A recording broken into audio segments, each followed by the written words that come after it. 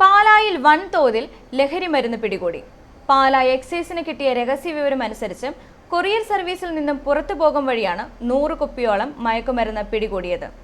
സംഭവത്തിൽ പാലാ കടപ്പാട്ടൂർ സ്വദേശി കാർത്തിക് മനുവിനെയാണ് എക്സൈസ് സംഘം പിടികൂടിയത്. ലഹരി ഉപയോഗത്തിനായി ഓൺലൈൻ വഴി വാങ്ങിയ 100 കുപ്പിയോളം മരുന്നുമായി യുവാവ് പാലായിൽ പിടിയിലായി. കൊറിയർ സ്ഥാപനത്തിലെത്തിയ മരുന്ന് കൈപ്പറ്റുന്നതിനിടെയാണ് എക്സൈസ് സംഘവും ഡ്രഗ്സ് കൺട്രോൾ ടീമും യുവാവിനെ കസ്റ്റഡിയിലെടുത്തത്.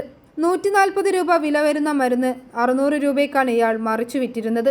ഹൃദയ ശസ്ത്രക്രിയ സമയത്ത് രക്തസമ്മർദ്ദം നിയന്ത്രിക്കുന്നതിനായി ഉപയോഗിക്കുന്ന കാർഡിയാക് സ്റ്റിമുലന്റായ മെഫെൻഡർമൈൻ ഇഞ്ചക്ഷൻ ആംപ്യൂളുകളുമായാണ് പാലാ സ്വദേശി കാർത്തിക് ബിനു പിടിയിലായത്.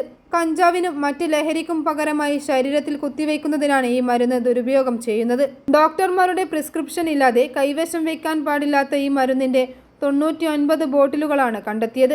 അന്യ സംസ്ഥാനത്ത് നിന്നും കൊറിയർ വഴി എത്തിച്ച മരുന്ന് കൊറിയർ സ്ഥാപനത്തിൽ നിന്നും കൈപ്പറ്റി പുറത്തിറങ്ങുമ്പോഴാണ് എക്സൈസ് ഇയാളെ കസ്റ്റഡിയിലെടുത്തത്. കൊറിയർ വഴി ഇത്തരത്തിൽ മരുന്ന് എത്തിക്കുന്നതായി എക്സൈസിന് രഹസ്യ വിവരം ലഭിച്ചതിനെ തുടർന്നാണ് തുടർച്ചയായ നിരീക്ഷണങ്ങൾ നടത്തി യുവാവിനെ കസ്റ്റഡിയിലെടുത്തത്. 140 രൂപ വിലയുള്ള മരുന്ന് 600 രൂപയ്ക്കാണ് കാർത്തിക് വിറ്റിരുന്നത്.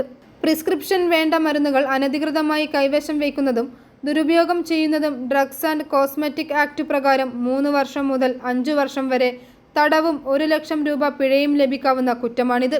ഇത് അറിയാതെയാണ് പലരും ഇത്തരം മരുന്നുകൾ കൈകാര്യം ചെയ്യുന്നതെന്ന് എക്സൈസ് ഉദ്യോഗസ്ഥർ പറഞ്ഞു. Pala range excise inspector Dinesh B, excise inspector Philip Thomas, control വിഭാഗം ഉദ്യോഗസ്ഥരായ ബബിത, താര, എക്സൈസ് പ്രിവന്റീവ് ഓഫീസർമാരായ Rajesh Joseph, Shibu Joseph, Ratheesh Kumar P, Thanseer E, Manu Cherian, driver Suresh Babu എന്നിവർ എക്സൈസ് സംഘത്തിലുണ്ടായിരുന്നു.